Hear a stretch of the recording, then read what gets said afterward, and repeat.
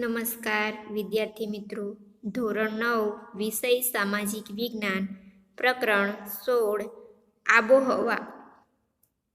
તો શું વિદ્યાર્થી મિત્રો તમે જાણો છો આબોહવા એટલે શું?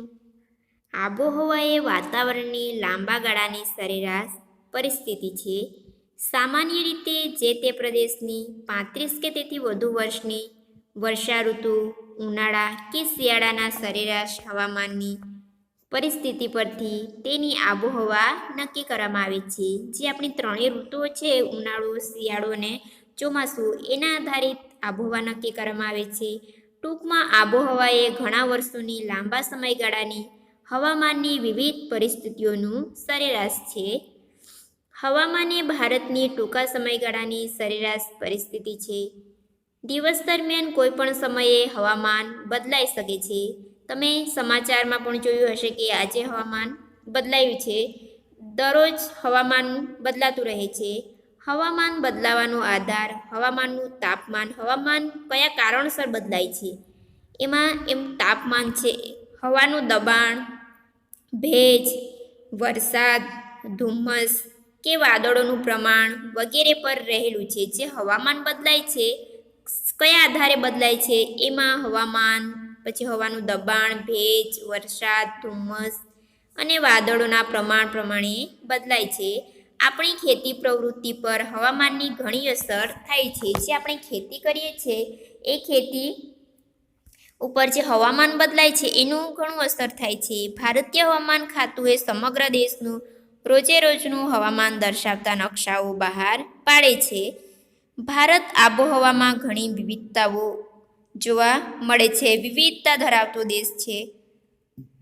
પૃથ્વી સપાટીના કેટલાક પ્રદેશોમાં જે પવનની દિશા ઋતુ પ્રમાણે બદલાય છે, જે ઋતુઓ પ્રમાણે દિશા બદલાય છે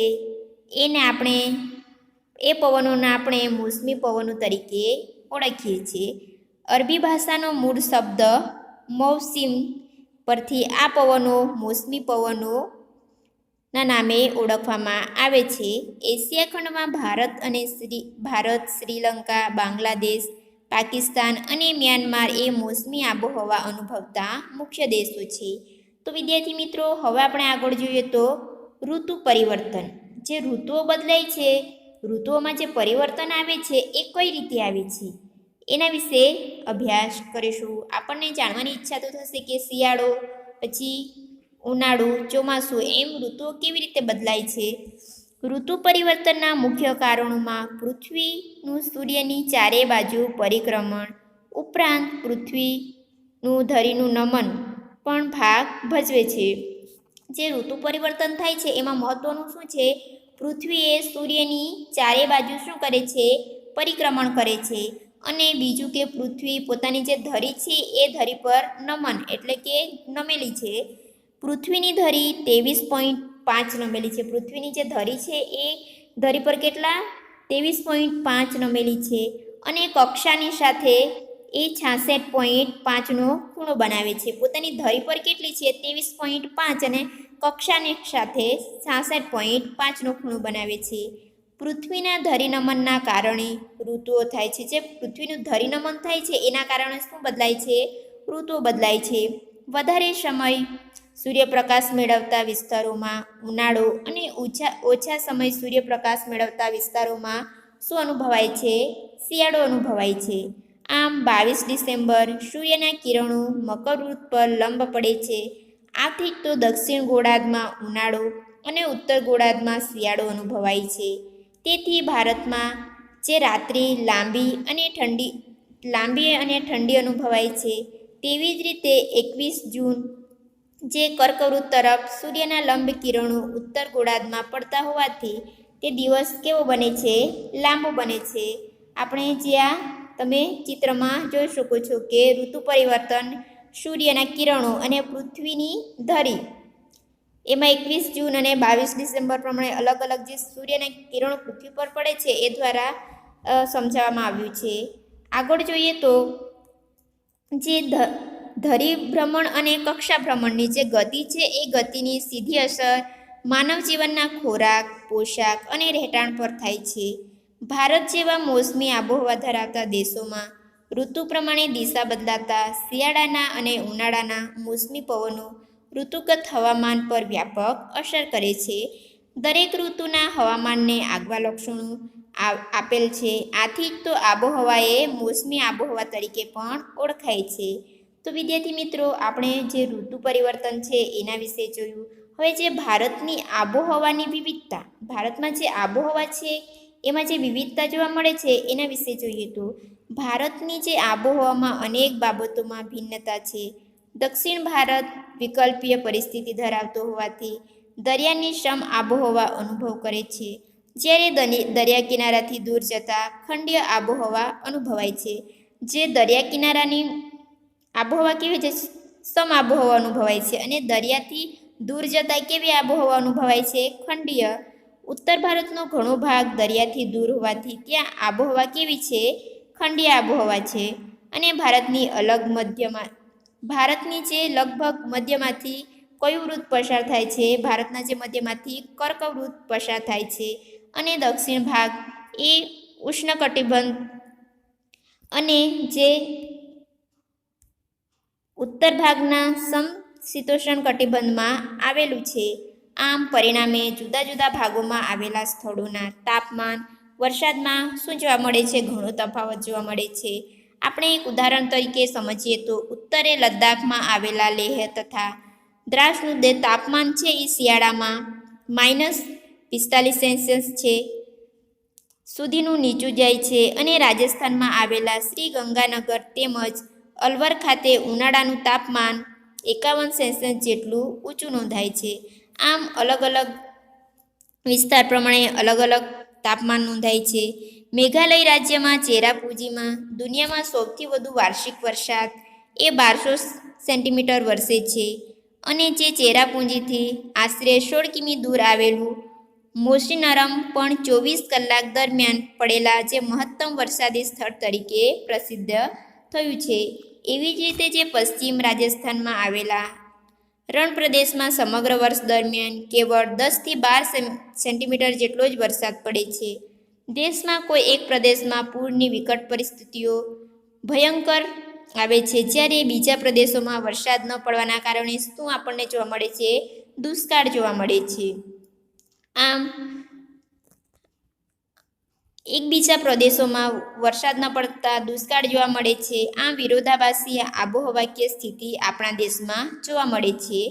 આગળ જોઈએ તો જે આપણે આબોહવાને અસર કરતા પરિબળો, જે આબોહવા છે એ આબોહવાને અસર કરતા પરિબળોમાં જોઈએ તો પૃથ્વી સપાટી પર તાપમાન, વાતાવરણીય દબાણ, પવનો, ભેજ, વરસાદ વગેરે વાતાવરણીય ઘટકોના પ્રમાણ અને વિતરણ પર અંકુશ ધરાવતા કેટલાક પરિબળો છે, જે આબોહવાને અસર કરતા પરિબળો છે. એમાં જે આબોહવાને અસર કરતા પરિબળોમાં આપણે અક્ષાંશ વિશે અભ્યાસ કરીશું.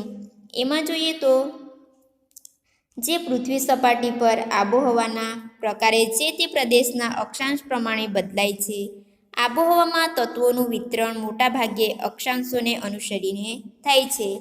આમ બે ક્રમિક જે અક્ષાંશો વચ્ચે આશરે 111 કિલોમીટરનું અંતર હોય છે. કેટલા કિલોમીટરનું? 111. હવે આપણે જોઈએ તો બીજા નંબરનું આવે છે સમુદ્રથી અંતર. બીજું પરિબળ જે આબોહવાને અસર કરે છે એનું બીજું પરિબળ સમુદ્ર વિસ્તારથી જમીન પ્રદેશના અંતરોએ આબોહવા પર અસર કરનાર બીજું મહત્વનું પરિબળ છે. સૂર્યની ગરમી સંઘરવાની તેમજ તેમને આપલે કરવાની શક્તિ જમીન અને પાણીમાં જુદી જુદી છે. પરિણામે સમુદ્ર અને તેના કિનારા નજીકના ભૂમિભાગો પર સમ આબોહવા અનુભવાય છે. કિનારાથી દૂર અંદરના ભાગો તરફ જતા ભૂમિખંડોની આબોહવા વિષમ બને છે.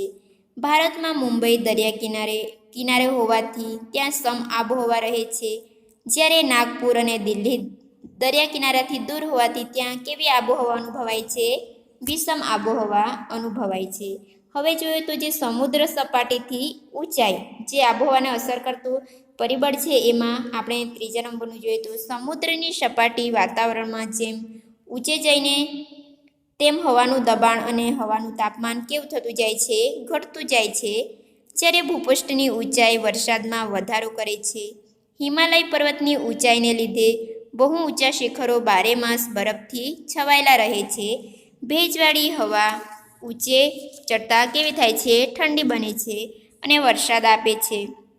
આમ અસમ, મેઘાલયની જે પહાડીઓ પ્રદેશોમાં તો જેમ ઊંચાઈ વધતી જાય છે તેમ વરસાદનું પ્રમાણ પણ કેવું થતું જાય છે? વધતું જાય છે. આગળ જોઈએ તો જે વાતાવરણીય દબાણ અને પવનો, જે વાતાવરણના કારણે જે દબાણ થાય છે અને પવનો છે એ પવનો પણ અસર કરતા, આબોહવાને અસર કરતા પરિબળો છે. એમાં જોઈએ તો જે ભારતીય ઉત્તર પૂર્વીય વ્યાપારી પવનોવાળા ક્ષેત્રોમાં આવેલા છે. આ પવનો ઉત્તર ગોળાર્ધના ઉષ્ણકટિબંધીય જે ગુરુદાબપટના ભારે દબાણ અને પટ્ટાઓ દ્વારા સર્જાય છે. આ પવનો પૃથ્વીના ધરીભ્રમણને લીધે થોડા મરડાઈને વિષુવવૃત્ત તરફ વાય છે. ભૂતકાળમાં દરિયાઈ માર્ગે થતા જે વેપાર માટે આ પવનો લાભ લેવામાં આવતો હતો. આથી તો તેને કયા વ્યાપારી પવનો તરીકે પણ ઓળખવામાં આવે છે. આગળ જોઈએ તો જે પવનો ભેજનું પ્રમાણ ઓછું હોય છે, પરંતુ ભારતની દક્ષિણ હિંદ મહાસાગરે આવેલું છે અને પશ્ચિમે કયો આવેલો છે? અરબ સાગર, અને પૂર્વમાં બંગાળની ખાડી આવેલી છે. તો આ વિશાળ જળ રાશિને લીધે તેના ઉપરથી વાતા પવનો કેવા હોય છે? ભેજવાળા બને છે અને ભારતમાં વરસાદ લાવે છે. આગળ જોઈએ તો શિયાળામાં હિમાલયની ઉત્તરમાં ભારે દબાણ હોય છે. આ ક્ષેત્રમાંથી ઠંડા અને સૂકા પવનો દક્ષિણના હળવા અને દબાણવાળા સમુદ્ર વિસ્તારો તરફ વાય છે. ઉનાળામાં મધ્ય એશિયા, ભારતના ભૂમિભાગોમાં ઊંચા તાપમાનને કારણે હવાનું હલકું દબાણ રચાય છે. આ સમયે દક્ષિણે હિંદ મહાસાગર પર ભારે દબાણ હોય છે. તેથી તો હિંદ મહાસાગર પરથી પવનો ઉતરતા હલકા દબાણ તરફ ખેંચાઈ આવે છે. આ પવનોને આપણે કયા નામે ઓળખીએ છીએ? કે દક્ષિણ પશ્ચિમી મોસમી પવનો, અને ભેજવાળા હોવાથી ભારે વરસાદ લાવે છે. હવે જોઈએ તો જે ભારતીય વિસ્તારથી દૂર આવેલા કેટલાક પ્રદેશો છે, એ પ્રદેશોમાં જે ઘટનાઓ બને છે, ઘટના આકાર લે છે, એ આકાર તેની આબોહવાકીય દીર્ઘકાલીન પ્રણાલીમાં તે સમય પૂરતો થોડો તફાવત જોવા મળે છે. ભારતીય હવામાન ઉપર જેટ સ્ટ્રીમ અને પશ્ચિમી વિક્ષોભ. આગળ જોઈએ તો અલ નીનો, આઈટીસી ઝોન જેવી જે ઘટનાઓ ઘણી અસર કરી છે. આમ છતાં એકંદરે ભારતની મોસમી આબોહવાની લાક્ષણિકતાઓ જોવા મળે છે. આગળ જોઈએ તો જે ભારતનું ઋતુચક્ર છે એના વિશે અભ્યાસ કરીએ તો તમને ખબર જ હશે, આપણા ભારત દેશમાં જે ઋતુચક્ર ચાલે છે, શિયાળો, ઉનાળો ને ચોમાસું, એનું જે ઋતુચક્ર છે માસ પ્રમાણે, એના વિશે આપણે સમજીએ તો આપણા દેશમાં લગભગ બે માસના સમયગાળા દરમિયાન હવામાન લગભગ એક સરખું જ રહે છે. આ બે માસના સમયગાળાને આપણે શું કહેશું? ઋતુ. ભારતમાં પરંપરાગત રીતે 6 ઋતુઓ ગણવામાં આવે છે. જે પરંપરાગત ઋતુ છે એ કેટલી ગણવામાં આવે છે? 6 ઋતુ ગણવામાં આવે છે. એમાં જોઈએ તો હેમંત, શિશિર, વસંત, ગ્રીષ્મ, વર્ષા અને શરદ. આ ઋતુઓ પણ નજીક આવતી બે ઋતુઓમાં હવામાનની પરિસ્થિતિ બહુ મોટો તફાવત જોવા મળતો નથી. આગળ જોઈએ તો બે ઋતુઓની સાથે ગણી લઈએ તો વર્ષની મુખ્ય 3 ઋતુઓ જ ગણાય છે. એમાં આવે છે શીત ઋતુ એટલે કે જે શિયાળો, ઉષ્ણ ઋતુ એટલે કે ઉનાળો, અને વર્ષા ઋતુ એટલે ચોમાસું. ભારતમાં ઋતુઓનું સ્પષ્ટપણે બદલાતી અનુભવાય છે. આમ જોઈએ તો શિયાળો બેસતા જ ઠંડીનો પ્રારંભ થાય છે. ઉનાળામાં ક્રમશઃ તાપમાનમાં વધારો થતો જોવા મળે છે, અને ચોમાસું બેસતા જ હવામાં ભેજ વધવા માંડે છે અને શું આવે છે? વરસાદ આવે છે. આમ ભારત સરકારની જે દિલ્હી ખાતે આવેલી જે કચેરી છે એ ભારતની આબોહવાના સંદર્ભમાં સમગ્ર વર્ષની 4 ઋતુઓમાં વહેંચણી કરી છે. કેટલી? 4 ઋતુઓમાં વહેંચણી કરી છે. એમાં સૌપ્રથમ આપણે જોઈએ તો કઈ ઋતુ છે? શીત ઋતુ. એમાં શીત ઋતુ એટલે કે શિયાળો. એમાં કયા માસનો સમાવેશ થાય છે ડિસેમ્બરથી ફેબ્રુઆરી. બીજા નંબર પર આવે છે ઉષ્ણ ઋતુ એટલે કે ઉનાળો, એમાં માર્ચથી મે સુધી. અને વર્ષા ઋતુ ચોમાસું એટલે કે જૂનથી સપ્ટેમ્બર માસ સુધી. અને છેલ્લી છે નિવર્તન ઋતુ એટલે કે પાછા ફરતા મોસમી પવનો, એ કયો ઓક્ટોબરથી નવેમ્બર સુધી. તો વિદ્યાર્થી મિત્રો, જે આપણે ઋતુઓ 4 ઋતુઓમાં વહેંચણી કરી છે એના વિશે જોયું. હવે આ કોષ્ટક દર્શાવવામાં આવ્યું છે ભારતનું જે ઋતુચક્રનું કોષ્ટક છે. એમાં જોઈએ તો જે ઋતુચક્ર છે એમાં તમને શિયાળો, પછી ઉનાળો અને ચોમાસું, આ 3 ઋતુઓ જોવા મળશે. એમાં પણ આપણા જે માસ પ્રમાણે જે આપણે પરંપરાગત રીતે 6 ઋતુઓ જોઈ ગયા, હેમંત, શિશિર, વસંત, ગ્રીષ્મ, વર્ષા અને શરદ, એ દર્શાવવામાં આવી છે.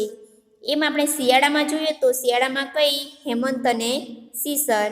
ત્યારબાદ જે ઉનાળામાં વસંત અને ગ્રીષ્મ, અને ચોમાસામાં વર્ષા અને શરદ.